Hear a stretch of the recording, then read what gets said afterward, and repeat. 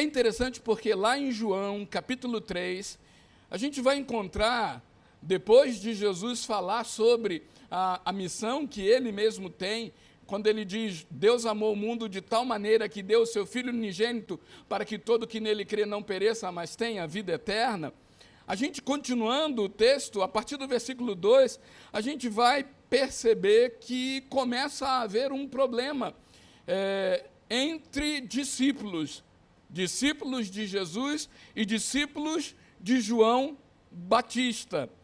E João Batista estava batizando, ele ainda não tinha sido levado ao cárcere, e os discípulos de João Batista, ou os discípulos de João, levantam uma questão sobre a purificação, e isso é colocado também diante de João, e João Batista vai lidar com isso, com algumas respostas que eu creio serem importantes da gente pensar nessa manhã, que a gente fala de pastoreio, e que a gente pensa sobre igreja, sobre ser igreja de Cristo, ser igreja em Cristo, ser igreja por Cristo. Então, falando de pastoreio, é interessante porque João Batista vai ser questionado sobre a discussão que estava sendo levantada, e ele vai dizer, e vai ser dito a ele, olha, aquele que você tem dado testemunho dele, que você tem dito, eis o Cordeiro de Deus, que tira o pecado do mundo. João Batista tinha dito isso acerca de Jesus, vendo Jesus passar, ele dizia para os discípulos dele, olha lá, Jesus, ele é o Cordeiro de Deus que tira o pecado do mundo. E os discípulos de João Batista, então, dizem a João Batista, esse que você tem dito, que é o Cordeiro de Deus, ele também está batizando. E aí, é interessante que a gente vai chegar nos versículos 27, 28, 29 e 30, que são as palavras de João Batista acerca dessa questão, que é levada a ele, e João Batista diz assim, João respondeu, uma pessoa só pode receber o que lhe é dado dos céus. Vocês mesmos são testemunhas de que eu disse, eu não sou o Cristo, mas aquele que foi enviado adiante dele. A noiva pertence ao noivo. O amigo do noivo, que está ao seu lado e o ouve, enche-se de alegria quando ouve a voz do noivo. Esta é a minha alegria, que agora se completa. É necessário que ele cresça e que eu diminua. Vamos dizer juntos esse versículo? É necessário que ele cresça e que eu diminua. Mais uma vez, é necessário que ele cresça e que eu diminua. Falando de pastoreio, então, nós somos colocados diante daquilo que o próprio servo de Deus, João Batista, vai dizer acerca de Jesus e acerca dele mesmo, João Batista, que vivia o ministério profético, que exercia a condição de ser profeta, e tinha a condição de ser profeta como aquele que preparava o caminho do Senhor. E aí, nessa perspectiva, João Batista começa dizendo assim, um homem não pode receber alguma coisa se do céu não lhe for dada. E essa é a primeira questão importante para nós aqui. É a questão que nos coloca acerca da percepção da mística pastoral. A percepção da mística pastoral. Mística, pastor. Sim, a condição pastoral não é uma condição simples. Não é uma condição qualquer. E a condição pastoral, por si, muitas vezes, exerce, pela própria representação, muita influência sobre as pessoas. Eu não sei no caso do reverendo Jackson, mas às vezes até no campo de futebol, a condição de ser pastor, eu me lembro que eu era pastor da igreja de Volta Redonda, da segunda igreja de Volta Redonda, participávamos de um campeonato, e o time estava jogando todo para o lado da direita. E não virava, a bola não chegava em mim. Eu parei e falei assim, vira, eu quero essa bola do lado de cá. Eles pararam, olharam, era o pastor que estava falando.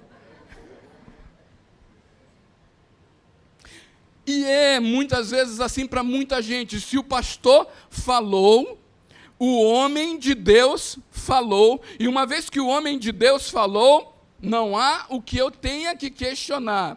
Então, é preciso aqui ouvir João Batista trazendo uma percepção da mística de servir a Deus, no caso dele, de ser profeta, no caso de Jesus, estar batizando e aplicando a nós, no caso da nossa relação com aqueles que Deus chama para serem pastores. Primeiro é que João Batista vai dizer, se do céu não lhe for dado, o homem não pode receber coisa alguma. Sim, a vocação pastoral, a condição pastoral, a mística pastoral é que ela procede do céu, ela procede do alto. É para além da vontade humana. Ser pastor não é fruto pura e simplesmente da vontade humana. É para além da vontade humana, é algo que procede de Deus no sentido do cuidado que Deus quer que a humanidade receba da parte dele mesmo. É interessante porque Davi simplifica isso dizendo assim, o Senhor é o meu pastor e eu não preciso de mais nada. Existe em Deus um cuidado para com a vida, para com a existência, e esse cuidado se chama cuidado pastoral, e o exercício do pastoreio, fundamentalmente, na vida, precisa ser percebido como algo que procede do alto, procede de Deus, é para além da vontade humana, é para além da capacidade humana. É interessante a gente perceber em alguns servos de Deus, quando eles se percebem chamados, quando eles se descobrem chamados por Deus, eles dizem, mas eu não tenho a menor condição. Jeremias vai dizer, eu não sei falar porque não passo de uma criança. Moisés vai dizer, eu já sou velho demais e eu também não consigo falar do jeito que é necessário, porque a minha língua é pesada. Sim, é para além da condição e da capacidade humana, ainda que a seriedade da formação pastoral requer que esse pastor estude, que esse pastor se dedique, que esse pastor aprenda a exegese, né, e que esteja bem formado. Porém, é para além daquilo que ele, por capacidade de si mesmo, possa gerar. E aí, procede do alto, procede do céu, procede de Deus. É para além da propriedade humana. A condição de ser pastor, a condição de pastoreio, a condição de ser igreja, não é algo de propriedade humana. O pastoreio não pertence ao pastor. A igreja não pertence às pessoas que são a igreja. Não é uma propriedade nossa. Por isso é preocupante que nos nossos dias existam líderes espirituais que façam dos seus ministérios a ideia de ser um império que pertence a ele, que projeta a sua própria figura e que espera ter resultados que engrandeçam a sua própria figura. Porque ser pastor não é uma propriedade que pertença a qualquer um de nós. Mas isso tudo é interessante porque, ao mesmo tempo, quando João está dizendo, ninguém tem algo que se do céu não lhe for dado, ele está dizendo assim, Jesus é o enviado de Deus e isso procede do céu. Eu não vou entrar em guerra com isso. Eu sou o profeta que está à frente desse enviado de Deus e isso vem do céu e eu não tenho crise com isso. A afirmação do chamado de Deus e do pastoreio se dá na afirmação da condição humana. Reverendo Jackson é pastor há 20 anos, em 2 igrejas. Eu, Adelino, aos 21 anos, fui pastor já. E a Maria Alzira falou assim, o Jackson ficou em 2 igrejas, você passou em diferentes igrejas, sim. E muitas vezes nós vamos encontrar isso nos nossos perfis. Nós vamos encontrar isso na forma de ser de cada um de nós. Ainda que o pastoreio proceda dos céus, venha da vontade de Deus, seja a manifestação da vontade de Deus, e se não for da vontade de Deus, não é pastoreio, ele se manifesta na condição humana. Irmãos, pastor não é um ET. Por isso, às vezes, você vê o seu pastor correndo na ciclovia. Não é? E tudo bem, você se inspira para a oração. Deus, tem misericórdia do teu servo. Né? Mas ele tem a condição humana, e esse pastoreio se dá na condição humana, e é na condição humana que vai ser possível que o pastoreio exerça o que Deus quer na vida de quem é pastoreado.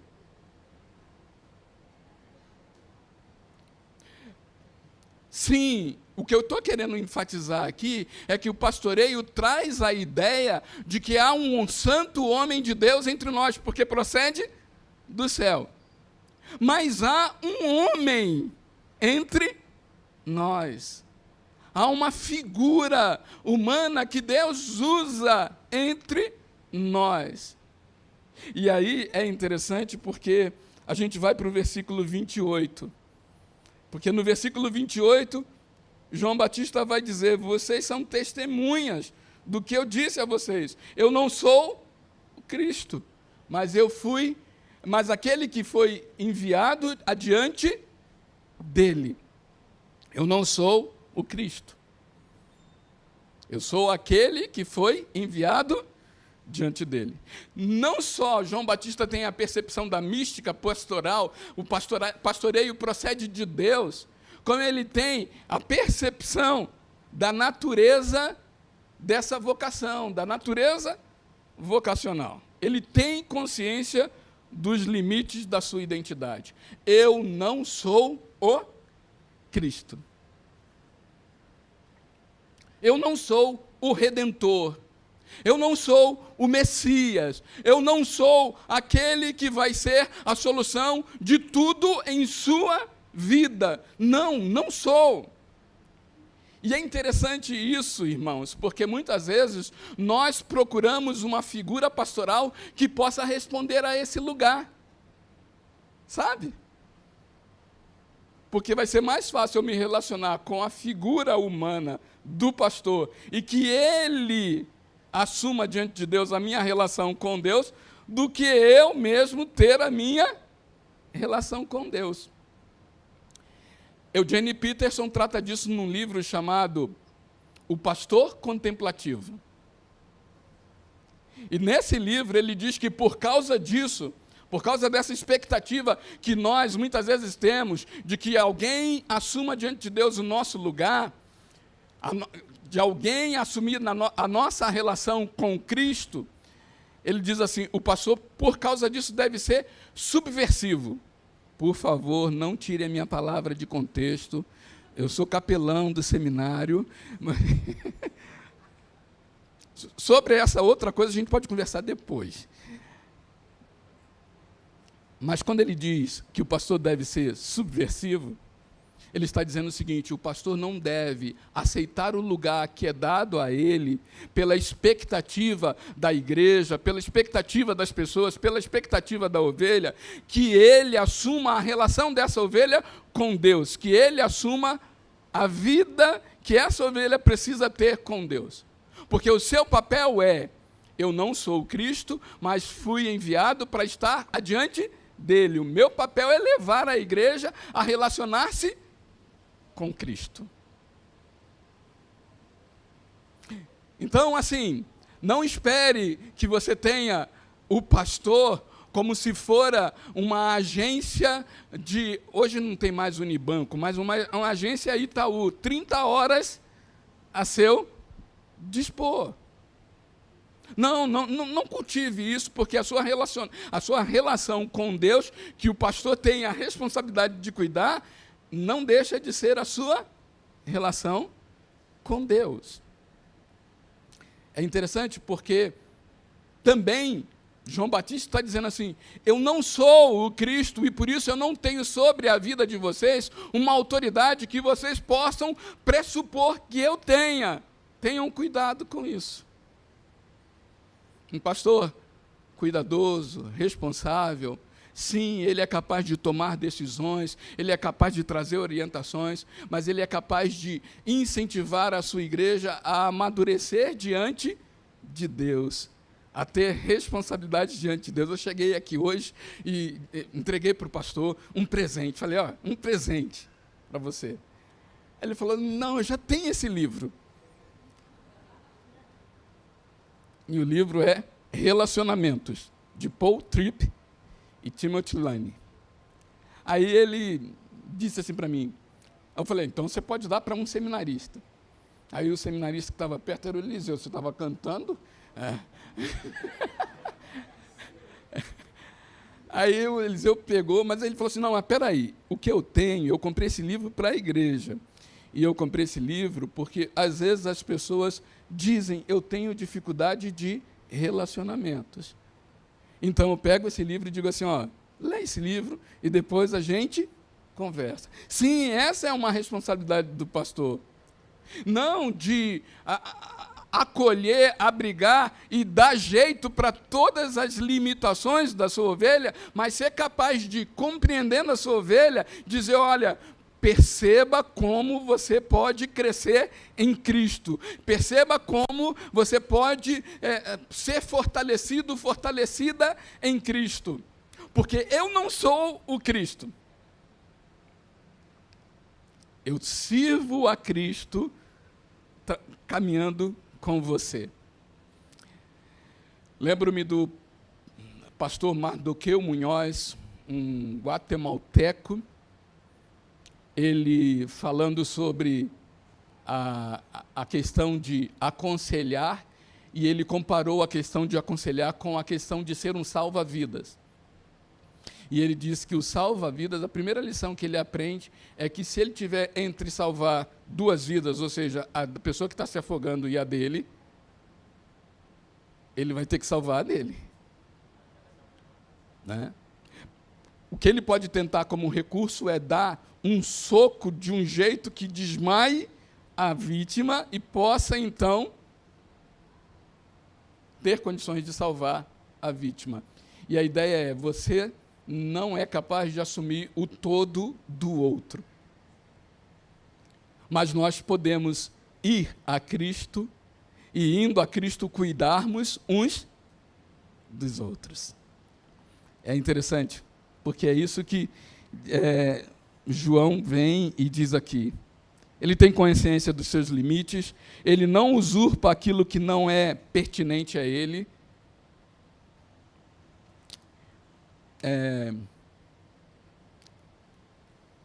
A gente tem um tempo de caminhada, hoje mais à distância, mas por muito tempo a gente caminhou no seminário, e às vezes na hora do café da tarde, com um pãozinho, que cada um tinha que cuidar do seu, porque não podia faltar para o outro, mas a gente começava a falar ali sobre a vida, sobre as situações, sobre necessidades de oração, e eu, desde esse tempo, tenho conhecido como é a responsabilidade do coração de Jackson para servir ao Senhor, sabendo também desse limite e de que ele não é quem responde a tudo de todos.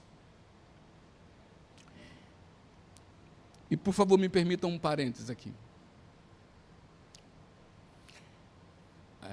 Ao longo de pastoreio de tantos anos, eu tenho conhecido algumas histórias muito difíceis, porque a mística, para além da conta de que o pastor seja aquele que tem toda a autoridade sobre a vida de alguém, gera pesos enormes para a vida de quem passa a seguir a vontade pura e simplesmente do homem e não está sob o aconselhamento da vontade de Deus. E esse pastor que, então, entende a natureza vocacional, ele tem clareza do propósito da sua vocação. Eu estou...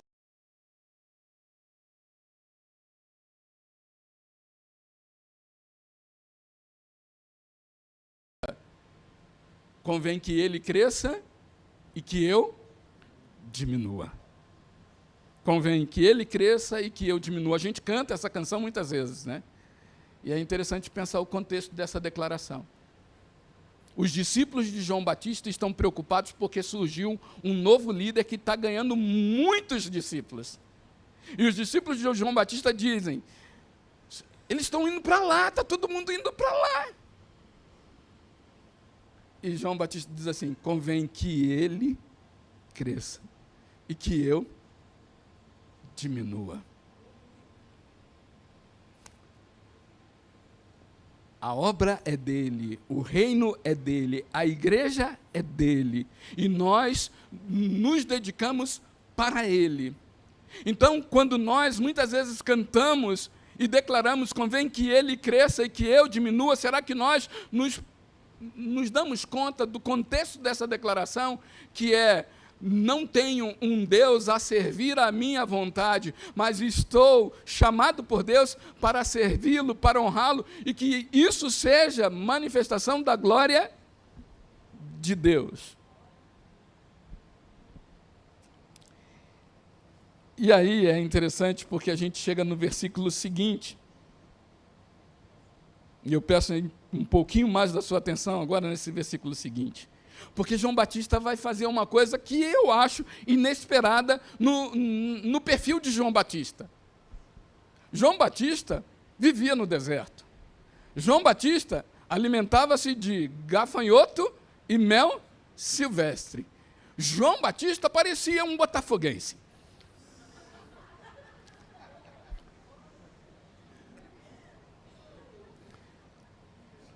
Sim, ele que dizia que ele virá e batizará com fogo, né? Meu Deus, corta essa.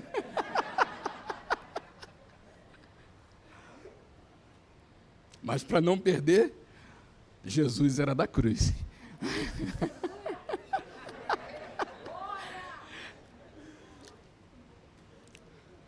João Batista usa uma figura que, a meu ver, no contexto de João Batista, do perfil de João Batista, é meio inesperada. Ele fala de noivo e de noiva. Um sujeito ermitão vai falar de uma realidade relacional, de uma realidade social. Ele vai dizer assim, casamento, noivo, noiva. E aí ele vai falar também o amigo do noivo. E ele diz assim, o que tem a noiva é o noivo. Ou seja, a noiva é do noivo, o noivo é da noiva. O amigo do noivo, que está presente e o ouve, muito se regozija por causa da voz do noivo, pois esta alegria já se cumpriu em mim. É interessante porque João Batista traz essa figura do casamento, traz a figura da noiva e do noivo, e traz a figura do amigo do noivo. No nosso contexto, o amigo do noivo vai para a festa para poder comer, beber, e depois sair dizendo se foi bom ou se foi. Ou, se ele é padrinho e madrinha, vai ter que se arrumar direitinho, dentro daquelas convenções. Mas muitas vezes para aí. Contexto palestínico, a gente está falando de um noivo que está distante, e que porque está distante fisicamente, ele não tem como preparar as coisas do seu casamento. Ele só vai chegar quando o casamento for acontecer. E por isso ele tem um amigo. Aliás, ele tem amigos que têm a responsabilidade dos esponsais. Você já ouviu falar essa palavra? Dos esponsais, que é tratar de todas as coisas em nome do noivo acerca do casamento. A vez que eu fui mais perto disso foi quando eu preparei todos os documentos de casamento de um interno do Frei Caneca. Sim, um presidiário, que por ser preso especial, ele poderia casar. Mas como que ele iria casar se a documentação tinha que ser tocada aqui fora? Como um capelão, eu fui e preparei tudo para ele. Inclusive, levamos o bolo para o dia do casamento, que a polícia cortou antes da hora, né?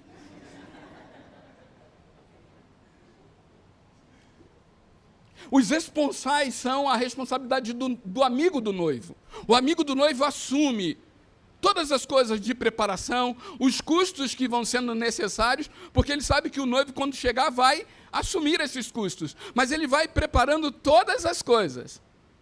Mas ele tem uma consciência. Qual é a consciência dele? A noiva é do noivo.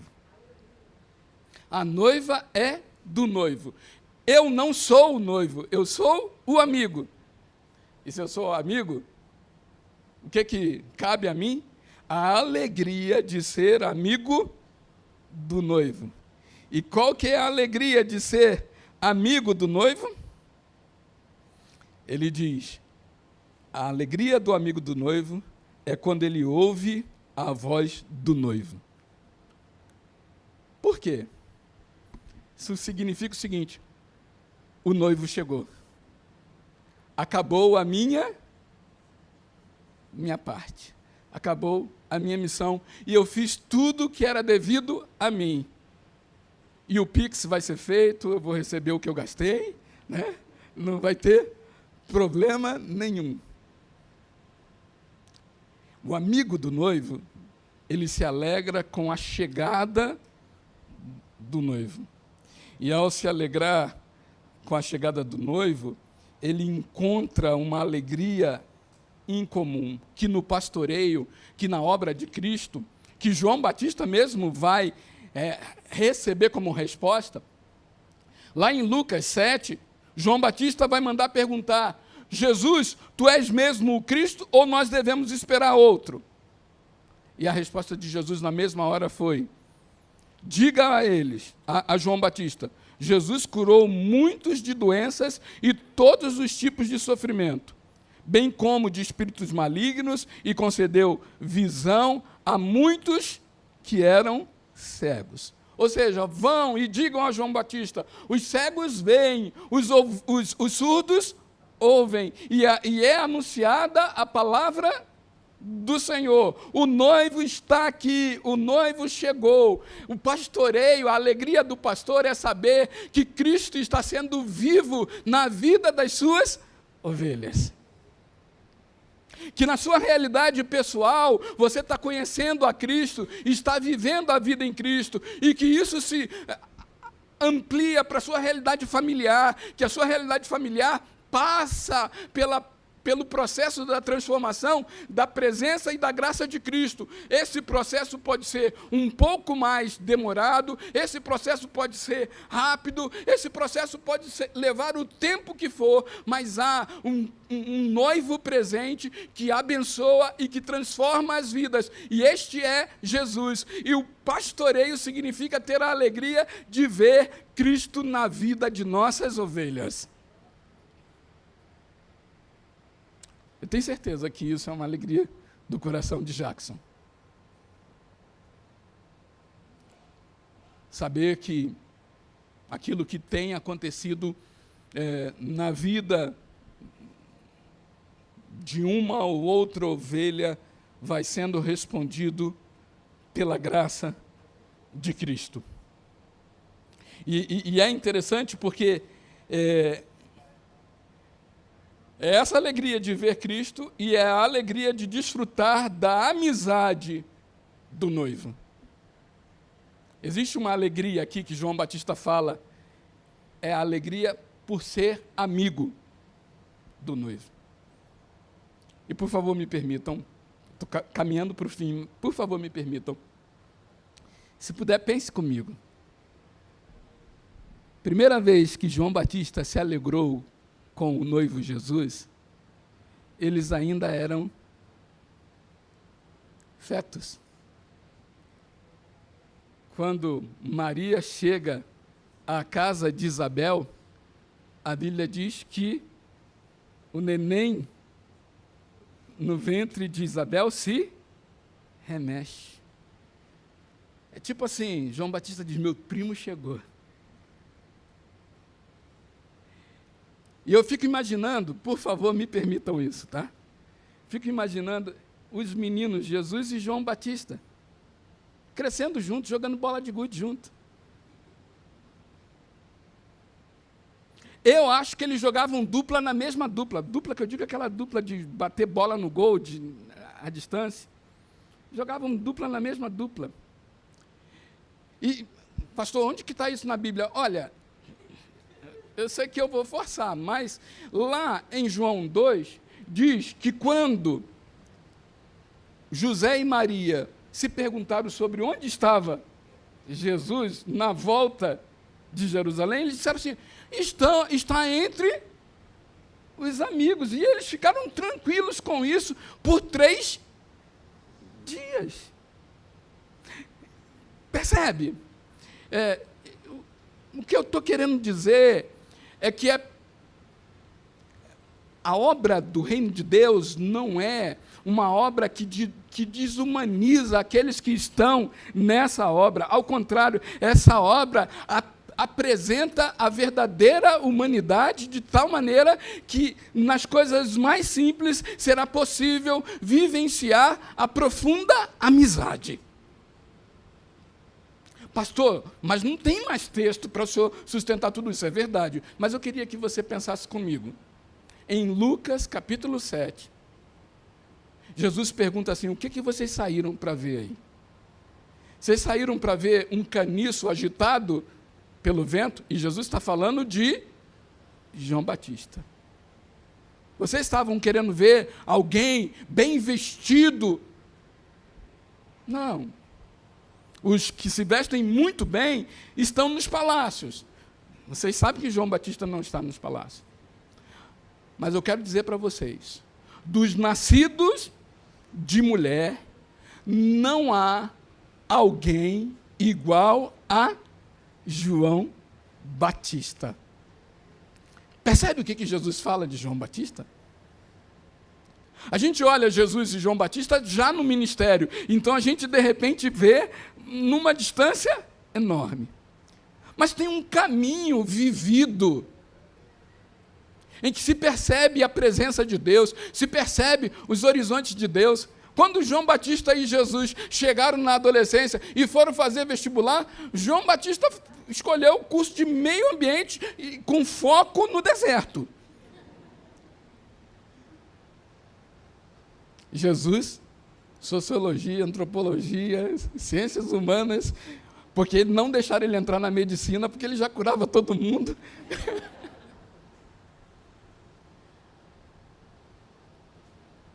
Ainda que eu esteja trazendo toda essa pitada de humor, eu quero dizer para você é que a experiência da amizade com Cristo, afirmada por João Batista, nos diz que viver a obra de Deus não nos desumaniza, não nos torna frios e distantes, não nos torna insensíveis, muito pelo contrário, ela nos enche do prazer de viver, e nos enche do prazer de viver com Deus e viver uns com os outros. Ela nos dá a alegria de ouvir a voz do outro, ela nos dá a alegria de estar uns com os outros. Interessante porque, nesse caso, João Batista já não vivia mais, mas quando Jesus aparece por uma terceira vez depois de ressurreto, e os discípulos estão na praia, tentando pescar a noite inteira e não conseguiram, depois que eles pescam segundo a ordem de Jesus, o que Jesus propõe para eles? Venham aqui na areia, tragam alguns dos peixes que vocês pegaram, coloquem aqui na brasa que eu tenho aqui, junto com os peixes que eu já tenho, e nós vamos comer juntos. Nós vamos tomar o café da manhã da Igreja Presbiteriana das Águas. Nós vamos estar uns com os outros. Nós vamos ter ligação uns com os outros. Nós vamos ter vínculo uns com os outros. Nós vamos aprender a conhecer uns aos outros. Nós vamos ter o prazer de viver porque a gente não está só, porque a gente está em família. Nós vamos ter compromisso de sustentar, de apoiar, de abençoar uns aos outros.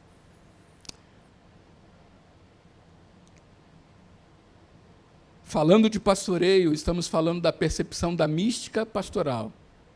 Estamos falando da percepção da natureza vocacional. E estamos falando da importância da manifestação humana do servir a Deus. Mas essa não é uma expressão apenas para Cristo e aquele que por título seja pastor. A condição de pastoreio, a condição pastoral, a natureza pastoral não se restringe à figura do pastor. A natureza pastoral é a natureza da igreja. Isso significa dizer que eu e você, como igreja de Cristo, somos chamados a entender que Deus é quem opera em nós e quer operar em nós e quer dar do céu aquilo que usa a nossa vida de forma até miraculosa e extraordinária para a sua glória e para a edificação de alguém. Coloque a sua vida ao dispor do Senhor para viver esse pastoreio. Estamos falando, então, de que eu e você precisamos saber que nós não somos o Cristo e que a igreja não é nossa, mas que, sendo igreja, somos de Cristo e em Cristo. E em Cristo, Deus pode fazer muito através da minha e da sua vida. Não se deixe à parte. Não se deixe à distância. E mesmo que haja situações difíceis, adversas em sua vida, esteja nas mãos do Senhor. E estamos falando que o Cristo a quem servimos, como pastores, como uma igreja pastoral, quer que esse serviço resulte em alcance de muita gente que não conhece pastoreio no mundo. No mundo que ainda tem bombas as mais diversas. No mundo que hoje especializa o uso das bombas.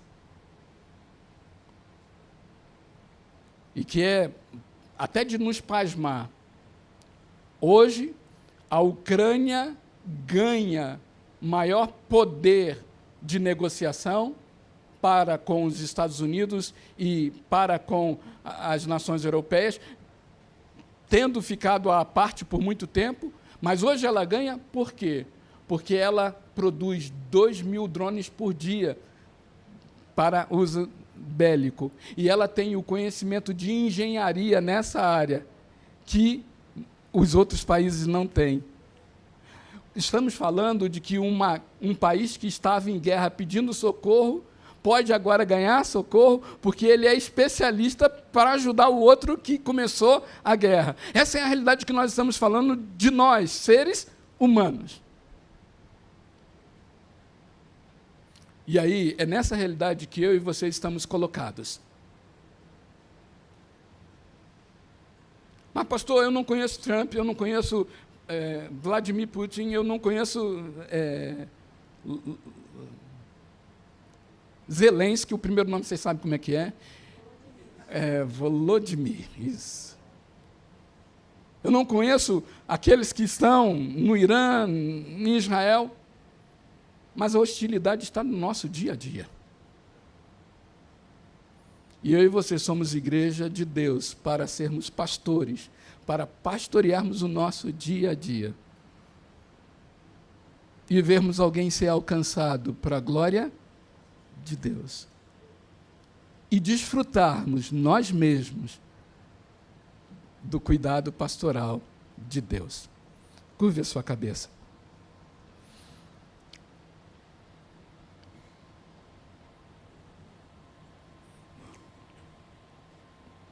Ó Deus, que enviou Cristo, o nosso pastor, o nosso redentor, o nosso Salvador. Buscamos agora a tua face e rogamos, renova-nos nesse mesmo Cristo, para que vivamos a vocação pastoral, para que creiamos nessa natureza espiritual da vocação pastoral e no poder extraordinário que tu também podes manifestar por meio da igreja, de modo que ela resplandeça, de modo que ela seja sal onde ela está. Rogamos que assim, Senhor, o Senhor use a nossa vida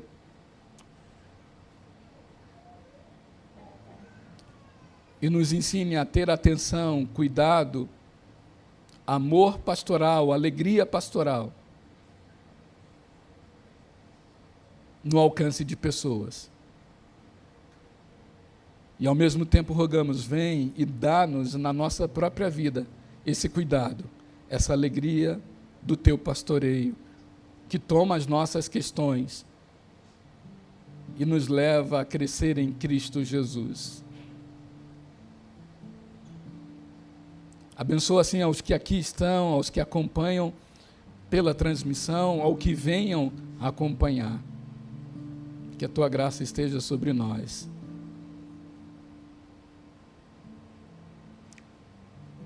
Ó Cristo, que move as montanhas e tem poder para salvar, manifesta a grandeza da tua presença por meio de nós, tua igreja, e pastoreia por meio de nós. Em nome de Jesus. Amém.